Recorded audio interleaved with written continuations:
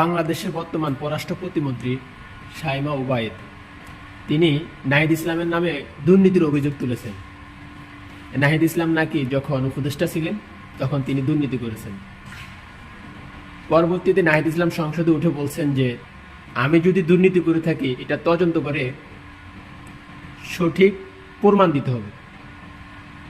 এখন সংসদে কথার কাটাকাটি শেষ। পরবর্তীতে বিএনপি থেকে নির্বাচন করলো রাশেদ খান হাসিনা, গণ অধিকার পরিষদ করত।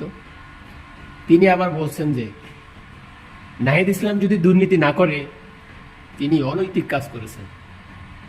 হ্যাঁ, আমি ব্যক্তিগতভাবে যাচাই করে দেখলাম যে নাহিদ ইসলাম সত্যি অনৈতিক কাজ করেছেন। কারণ নাহিদ ইসলাম যখন ইউনিভার্সিটিতে ভর্তি হয় তখন ছিলেন হলো রাশেদ খানের ছোট ভাই। রাশেদ খানের ছোট ভাই হিসেবে ডাকসুতে বা ইউনিভার্সিটিতে মানে রাজনীতি করতেন।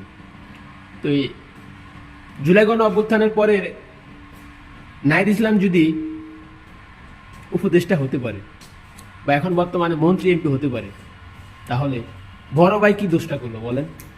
এই জন্যই ব্যক্তিগতভাবে আমার মনে হচ্ছে যে নাহিদ ইসলাম বড় ভাইয়ের সাথে অনৈতিক কাজ করেছে। আপনার কি মনে হয়? কমেন্ট বক্সে জানাবেন।